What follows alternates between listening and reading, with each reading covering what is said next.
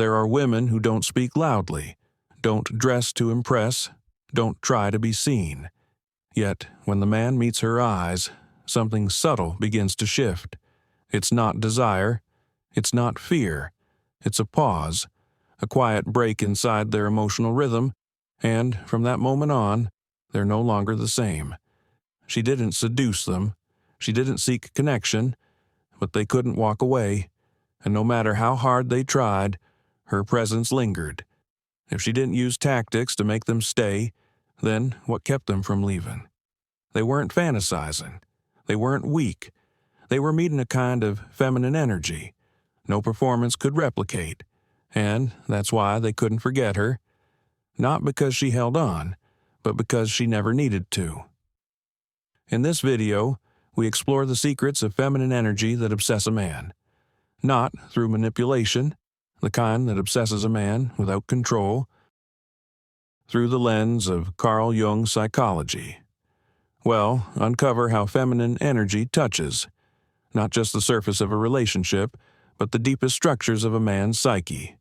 Not with theory, but with language the heart can understand. Because when a man becomes quiet, when he retreats or suddenly transforms near a woman, it's not always control.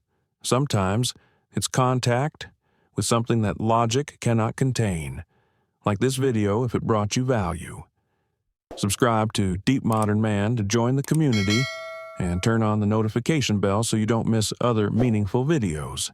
And now, let's explore the 6 secrets of feminine energy that obsess a man, not because of what she did, but because of what she didn't need to do. The first secret to the feminine energy that obsesses a man is emotional contrast, the kind that destabilizes them without warning. They weren't falling in love. They weren't feeling attacked. But something about her made the man lose grip. Her feminine energy didn't escalate. It didn't retreat. But each time she entered the space, the man's emotional rhythm shifted. One moment, she felt warm. The next, she felt distant. She gave no signals. She offered no explanations. And yet, the man no longer understood what was happening inside. If she wasn't trying to impress, why did they keep reacting? If she didn't change anything, why did every shift inside her activate something buried in them? What was being awakened had no name, but it had power. If emotional attraction no longer followed a clear path, then what part of the man was trying to restore order? And if the relationship could no longer be led with certainty, then what part of the self had always been pretending? They tried what used to work. If she leaned in, they softened. If she went quiet, they pulled away. But she didn't follow that logic. She opened, then stilled. She engaged, then returned to silence. She made no move for control, but the relationship no longer obeyed familiar roles, and that's what unraveled the man. Not her silence, but the inability to live inside the contrast. Carl Jung believed that the unconscious rises when exposed to a force we cannot rationalize. He described how a man unconsciously projects the anima, the inner feminine, onto women he desires. But when the projection no longer fits, the structure collapses.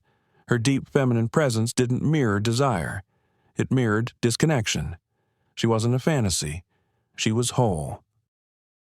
And that wholeness revealed the fragmentation within the man. They weren't drawn to her softness. They were pulled into the self they had long avoided. This is what Carl Jung psychology calls shadow confrontation. And as Jung wrote, there is no coming to consciousness without pain. Her energy didn't hurt the man. It revealed the self. The exact emotional projection once used to guide every relationship now turned inward. She held a mirror, but it showed the archetypes they never dared to face. They couldn't use charm, couldn't lean on avoidance. Her stillness left no space for manipulation. The relationship polarity collapsed, not because she refused it, but because they couldn't hold it. And in that space, the man didn't see her. The man saw what had been abandoned inside. If a woman can undo everything a man builds in love just by staying fully in her inner feminine, then maybe the obsession isn't about her. Maybe it's about the self that's finally waking up. The second secret to the feminine energy that obsesses a man is emotional self-mastery, the kind that makes them chase her without knowing why. They didn't feel rejected. She wasn't distant. But whenever the man expected a familiar cue, like a need for comfort or a soft request, she didn't move. She didn't resist. She didn't lean in. Her stillness didn't feel cold. It felt complete. And that was what began to disturb the man. Not because she did anything wrong, but because she didn't react in the way they once relied on.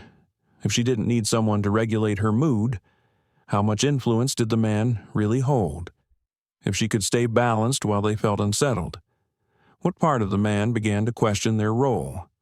If feminine energy didn't seek validation or refuge, then what were they offering that once felt so essential? They had known relationships as emotional trade. Someone gave, someone needed. But now, she didn't play either role. She didn't pull them in with chaos. She didn't offer validation for effort. She didn't make the man her safe space. She was her own. And that was when the man began testing. Would she soften if they shifted tone? Would she move closer when they pulled away? Would she respond if discomfort showed? But every attempt faded into silence. Not because she ignored them, but because her feminine energy didn't perform for their reassurance. Carl Jung described this as the collapse of projection. He wrote that individuation is the process of forming the self from within, not by saving others, not through dependence, but through the internal alignment of opposites. A woman with deep feminine presence doesn't search for healing. She becomes the source, and that inner strength activates the man's unconscious archetypes, especially the rescuer, the fixer, the identity that finds value only through being needed. But when no one asks for saving, that shadow loses ground. Its meaning dissolves. Jung once said, "The most terrifying thing is to accept oneself completely." In that moment, the man wasn't pushed away. They were returned to the self. No script, no role, nothing to adjust but their own inner state. She didn't make them feel less. She didn't withhold warmth. But because she didn't need holding, emotional closeness became ineffective as control. Her mastery wasn't resistance. It was reflection. And what it mirrored was the part of the man that still depended on emotional confirmation to feel whole. If not being needed makes them chase her, then what they're chasing may not be her at all. It may be the part of the self, still waiting to be enough without anyone else asking. The third secret to the feminine energy that obsesses a man is mystery without hiding, the kind that keeps them circling, even when nothing is concealed. They didn't feel ignored. She wasn't distant, but the man couldn't tell what they were connecting with. She was present, but not predictable, available, but not defined. She listened, but didn't echo. She stayed, but didn't explain. Because she didn't give a clear signal. The man began to fill in the blanks, not with facts, but with projection. The feminine energy didn't shut them out. It simply left space. And that space made them reach inward, then reflect outward. If she didn't hide, why did they still feel unsure? If she didn't block connection, why did her openness still leave them guessing? What made the man feel more drawn wasn't what she gave. It was what she didn't reveal.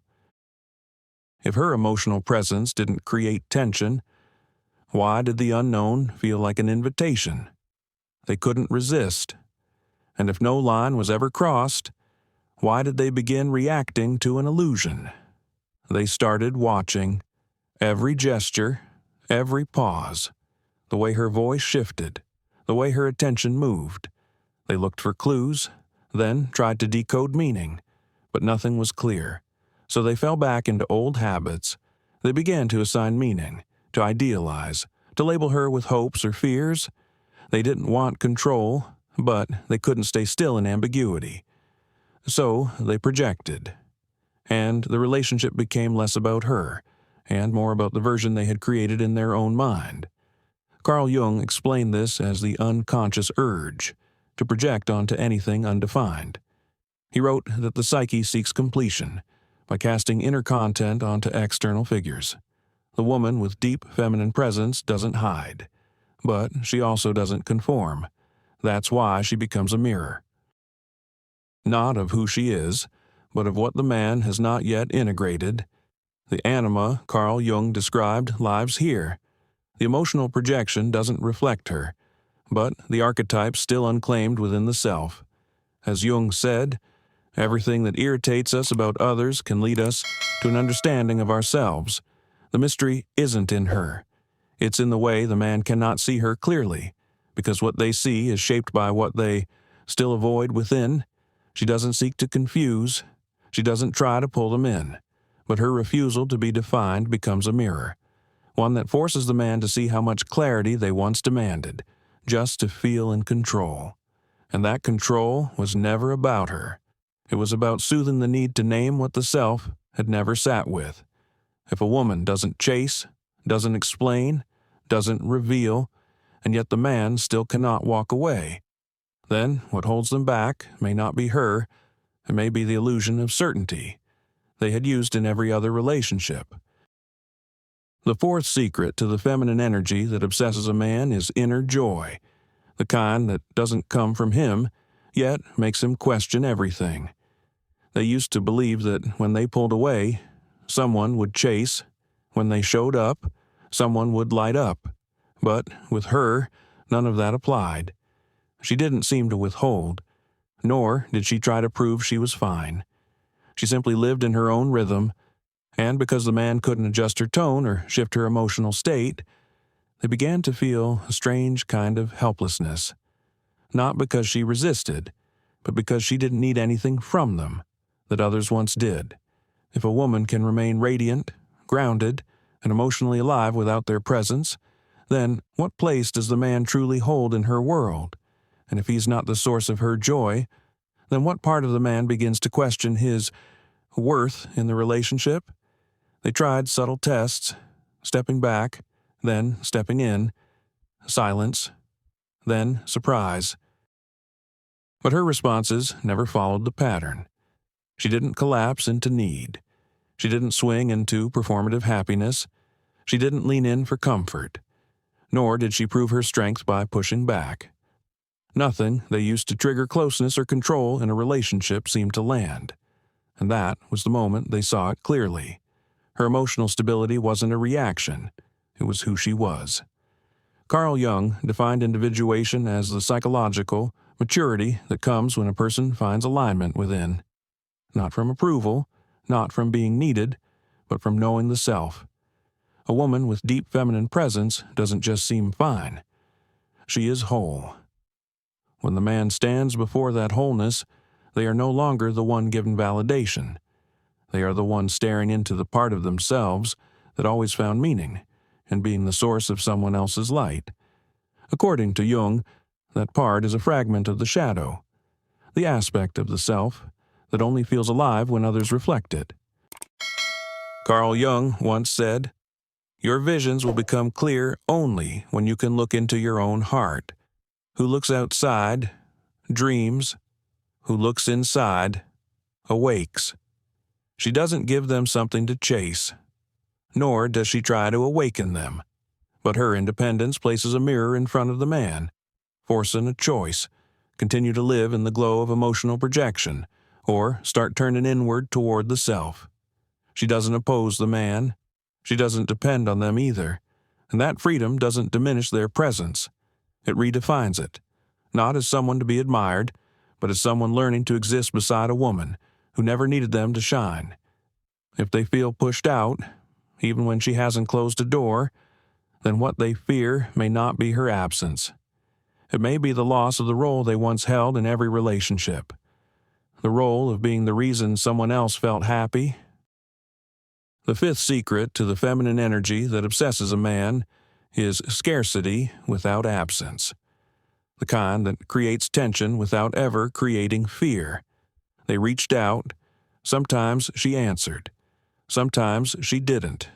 She didn't disappear. She didn't hold on. but her rhythm didn't match theirs, and in those silent pockets, something inside the man shifted. Not because she ignored them, but because she moved in a way they couldn't track. Her presence didn't obey their emotional pace, and that made them feel uncertain. Not about her interest, but about their place in the relationship. If she didn't vanish, yet didn't cling, then where did she truly stand? And if the man couldn't predict when she would open or when she would retreat, then what part of him started trying to force a pattern? What part began to panic when connection wasn't confirmed on demand? They tested small moves, a specific message, a pause, a playful prompt. Then they waited, but no consistent loop returned. Some days, she felt gone. Other days, she returned with warmth, not to manipulate, not to withhold, but because her feminine energy didn't respond to urgency. It honored her own timing, and that timing didn't sync with their need for reassurance. They found themselves monitoring, guessing, attaching meaning to moments that held no message. Not because she pulled strings, but because their emotional projection kept searching for certainty. Carl Jung described this as the psyche's reflex when the ego faces ambiguity. The mind projects, then clings. The woman with deep feminine presence doesn't use tactics, but she doesn't react instantly either. She doesn't crave dopamine highs. She doesn't ask for instant replies. Her self exists in rhythm, not reaction, and that rhythm reveals the man's unconscious dependence on immediacy. According to Jungian psychology, this is the ego's crisis when confronted with what has never been integrated, the need for emotional certainty, the hunger to control rhythm, the obsession not with her, but with avoiding internal stillness. As Carl Jung said, until you make the unconscious conscious, it will direct your life and you will call it fate. They weren't responding to her distance. They were obeying a pattern they had never named. She didn't bind the man, but she didn't bend to them either. And because she didn't change to match the man's rhythm, they had to look inward. Were they seeking her presence? Or were they chasing the control they once believed made them worthy? And if they stopped needing her to answer, what else might rise to the surface? If her absence didn't push them away, but made them invest even more emotion, then the force pulling them closer wasn't her. It was the part of themselves that never learned how to stay still with uncertainty. The final secret to the feminine energy that obsesses a man is this: she makes the man want to change, without ever asking them to. They didn't feel judged, but they didn't feel enough. Not because she pointed out flaws, but because they couldn't remain the same in her presence. They didn't know what needed to change, but something inside them knew. The current version no longer fit. Not because she demanded it, but because they no longer wanted to be who they were. Not even for another moment. If she didn't push them, if she didn't challenge them, why did the man begin to question everything? Why did they second-guess how they spoke, how they reacted, how they avoided their emotions? And if she never set a standard, why did they start rising toward something they couldn't yet define?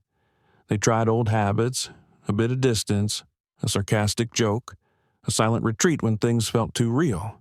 But it didn't work, not because she corrected them, but because their own body resisted. They couldn't disappear anymore, couldn't shrink. The avoidance that once protected them now felt like a cage. The silence that once offered safety now carried discomfort. They no longer wanted to run, and the only question was this: why did that shift only appear when she was around? Carl Jung believed that deep relationship does not exist for comfort alone. It awakens the path of individuation. A woman with deep feminine presence doesn't ask the man to grow, but her energy becomes a mirror, one that doesn't flatter, one that doesn't rescue. It reflects who the man could become if they stopped using the past to excuse their pause. She doesn't drag them forward, but she refuses to hold space for regression. In Carl Jung psychology, this is the moment when archetypes begin to shed.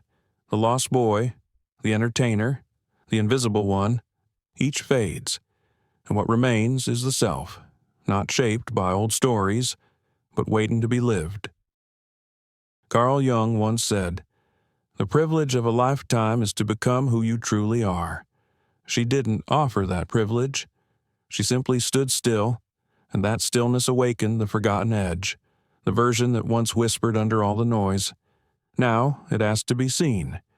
She didn't say they had to evolve, but if they still chose to, it wasn't because of lack, it was because of potential, the kind that rises when the false self has nothing left to say.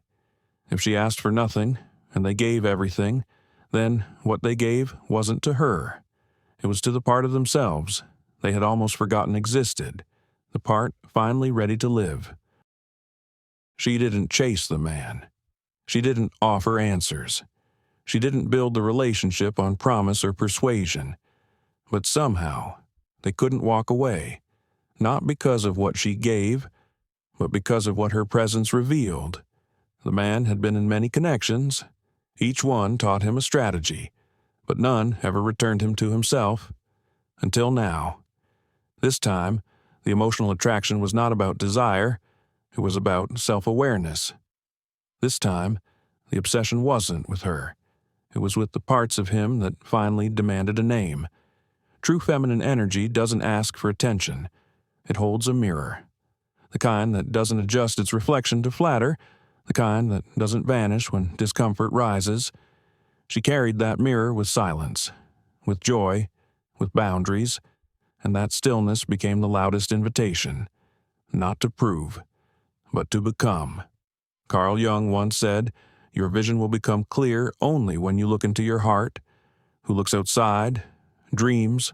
Who looks inside, awakes." That was the real gift, not her mystery, but the awakening of the man's deep inner world, the self behind the shadow, the anima Carl Jung described, the archetypes that no longer needed to wear old masks. They weren't drawn to her because she played a role. They were drawn because she refused to. They weren't falling for her energy. They were returning to the relationship polarity they forgot existed, the space between two whole people. Not one chasing, not one saving, but two selves meeting without pretending.